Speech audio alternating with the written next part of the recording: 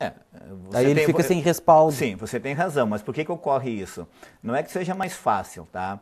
É que desde os anos 60, com a reforma dos militares, do acordo com os Estados Unidos, a LDB de 71 a 5692, ou seja, são mais de 40 anos, já estamos caminhando para 45, 50 anos, que a educação nacional, ela induziu na formação dos professores, o professor fazer isso.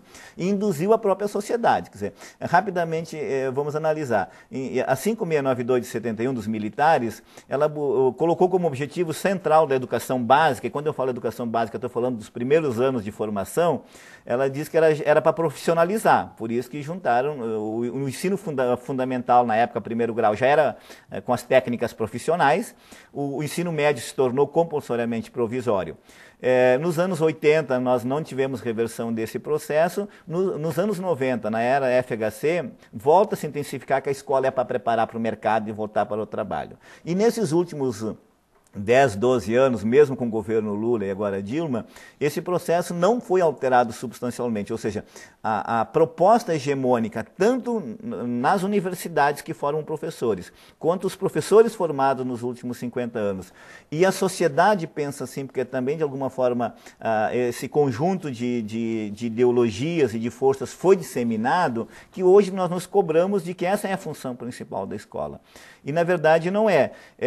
Nós nos tornamos muito mais transmissores de conhecimentos do que construtores de conhecimento. Construir conhecimento é um processo totalmente diferente, que nem as escolas, nem os professores foram formados para isso. Pelo contrário, foram desvirtuados deste caminho.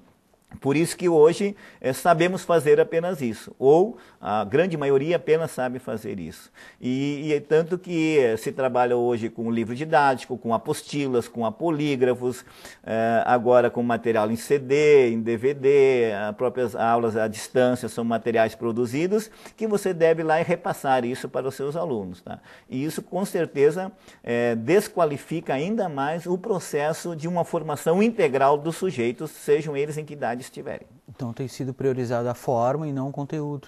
A forma, tá? A didática, vamos chamar assim, ela acaba tendo primazia, tá? E não a educação enquanto um processo social que é de convivência, é de construção, é de estruturação de valores e de vivências. Tá? Se priorizou historicamente muito mais a transmissão de conteúdos em grande quantidade e não a estruturação de indivíduos como seres para que eles pudessem, enfim, buscar os conhecimentos. Tanto é que hoje as principais teorias educacionais reconhecem que hoje a função da escola não é mais essa de transmitir grandes quantidades de conteúdo, mas ensinar o aluno a ele aprender por conta própria, ou seja, desenvolver metodologias de aprendizagem que ele possa buscar esse conhecimento e essa informação que estão disponíveis. Eu digo, isso também não basta, porque nós temos muita informação disponível, nós temos muitos conhecimentos também disponíveis. Agora, se as pessoas não sabem o que querem, tá? Não tem bases estruturadas para poder analisar, questionar, crivar, selecionar, você tem um conjunto enorme de informações, e aí eu concordo com o Eduardo Galeano que diz, nunca tivemos tanta informação, mas também nunca tivemos tão desinformados.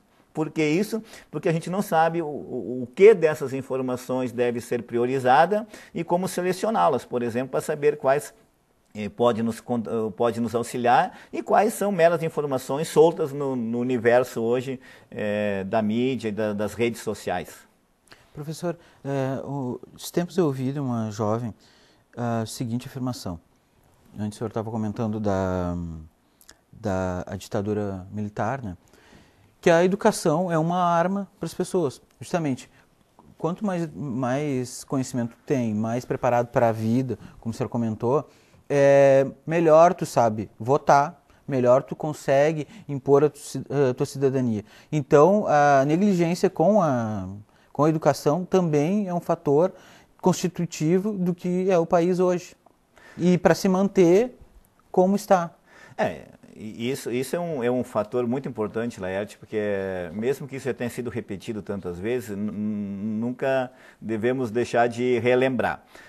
O Brasil tem 512 anos, mas os primeiros 400 anos justamente foi negado aos nativos aqui, aos pobres, aos negros escravizados e aos camponeses, qualquer oferta educacional. Tá? Justamente porque bastava ter pessoas para fazer o trabalho manual, e aí o escravo fazia isso, o índio fazia isso, depois o trabalhador fazia isso, se importou operários para fazer isso. Tá?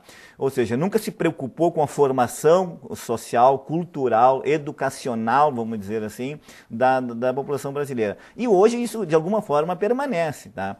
Tanto é que se você olhar a distribuição da educação no país, hoje revela o que foi nesses 500 anos. Nós temos, sim, mais de 95% de brasileiros fazendo ensino fundamental, de baixa qualidade, mas estão. Agora, quando a gente vai para o ensino médio, apenas 50% dos jovens que deveriam estar no ensino médio estão no ensino médio. E quando nós vamos para o ensino superior, só 13% dos jovens brasileiros estão no ensino superior. Então você percebe que esse funil existe. Tá? Se a gente inverter, quer dizer, 87% dos jovens de 17 a 24 anos não estão na universidade ainda. Tá? E 50% do ensino médio, ou mostra ainda que ela continua sendo essa arma de segregação social. E hoje, sem dúvida, a posse do conhecimento, o acesso ao conhecimento e à educação é o grande diferencial. Tanto é que se coloca hoje a detenção do conhecimento como sendo a principal riqueza das nações, o principal poder das nações. Tanto é que os Estados Unidos concentra hoje 35% do conhecimento mundial, não é por acaso. O G8, que é o grupo dos 8 países mais influentes no mundo, vamos dizer assim, ele detém mais de 70% do conhecimento. Isso é uma estratégia, sim, de poder, é uma estratégia de dominação entre as nações, mas dentro das nações. Tá? E eu acho que aqui explica um pouquinho também por que hoje a educação ela é um campo de tanta disputa. Tá? Antigamente, na história brasileira, não tão antigamente, mas estudavam poucos. Hoje está se buscando que mais gente estude, que se amplie essa universalização do ensino. E isso está gerando uma disputa, primeiro, da qualidade da educação. Para poucos era uma qualidade, para muitos outros é outra qualidade. E nós temos várias qualidades no sistema educacional. Nós temos vários níveis de instituição com maior estruturação, com maior exigência, e temos também uma educação de baixa qualidade desenvolvida em várias instituições do país, em vários sistemas de ensino. Professor, antes o senhor falou em Projeto Brasil, né? Na minha concepção, na minha visão, não há, claro, uma definição do papel da União, dos estados e dos municípios, né? Isso, a educação deveria fazer parte dentro de um pacto federativo em que toda a sociedade ficasse claro para toda a sociedade qual o papel de cada instância do poder, porque se cobra sempre o governo, mas aí às vezes fica, sabe, solto, não sabe se é o governo estadual, federal ou a União. Você se refere a essa atribuição de sistema de ensino, né? Isso. Eu acho que até a Constituição LDB, elas definem o que é competência da União, que é mais o ensino superior, aos estados o ensino médio e aos municípios o ensino infantil, a educação infantil, tá? O problema para mim é de outra ordem, vamos chamar assim. Primeiro, o que falta, então, agora para que esse sistema funcione de forma harmônica e integrada? É um sistema nacional de educação. Aí, isso sim, nós não temos e não estamos conseguindo, enquanto nação, organizar o Sistema Nacional de Educação, tá? Tanto é que foi o tema da última Conferência Nacional, a CONAI, um Sistema Nacional articulado. E isso nós não estamos conseguindo fazer. Por que isso é importante? Porque mesmo tendo as atribuições definidas, hoje cada município, dos 5.000 e poucos municípios, fazem educação o que eles querem e o que lhes convém. Além do que cada governo que troca nesse município também faz o que quer e lhe convém. Isso também ocorre nos 27 estados e no Distrito Federal, e isso ocorre na União. Ou seja, os programas que os municípios desenvolvem, que os estados desenvolvem, que a União desenvolve, eles não são articulados entre eles. Cada um pode fazer o que quiser e o que bem entender. Tá? O Sistema Nacional deveria articular isso. Eu vou lhe dar um exemplo onde que isso se torna bem premente. Tá? A educação de jovens e adultos, tá? Ou a alfabetização. Hoje a União está fazendo mais essa função. Tá? Quando definiu que os municípios cuidariam da educação infantil, e os que não tiveram alfabetização na idade certa, ficou com a União. A União hoje desenvolve programas do Chuí à Amazônia. Ou seja, poderiam os municípios desenvolver esses programas, mas por falta dessa articulação, dessa integração, cada um faz o que quiser. Então, o primeiro problema assim, é a ausência do Sistema Nacional de Ensino que poderia amarrar isso. A Constituição e a LDB também disseram que esses entes, a União, os estados e municípios, trabalhariam em um regime de cooperação. Nós aprovamos a Constituição em 88, nós estamos em 2012 e até hoje não foi, e a LDB de 96. Até hoje o regime de colaboração entre os entes não foi regulamentado. Ou seja, como é que vamos agir de forma colaborativa? Isso permite que cada um continue fazendo o que quiser. E essa chamada autonomia dos sistemas levou, na verdade, não a uma autonomia de forma integrada, mas a uma independência dos sistemas. Então, o que ocorre hoje, na prática, que por uma divergência política, se um prefeito não quiser implantar um programa do sistema estadual ou do sistema federal, ele não implanta. Tá? Ele faz o dele próprio e não tem nenhum compromisso de se articular. Isso ocorre na cultura política brasileira de uma forma muito mais intensa que a gente imagina. Tá?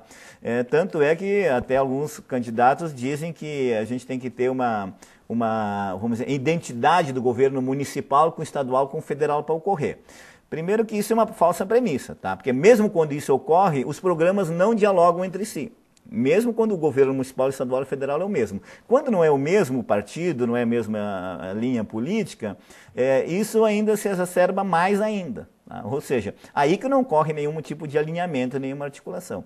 Mas nós precisaríamos, ou seja, através do sistema de ensino, integrar melhor essas ações da união com os estados, com municípios e vice-versa. Tá? Isso falta, então, um projeto de educação que todos pudéssemos trabalhar independente de governos, o que a gente denomina isso uma política de Estado, não uma política de governos, tá? Uma política de médio e longo prazo que pudesse perpassar vários governos e não ficar à mercê de cada prefeito, de cada governador ou de cada ministro da educação.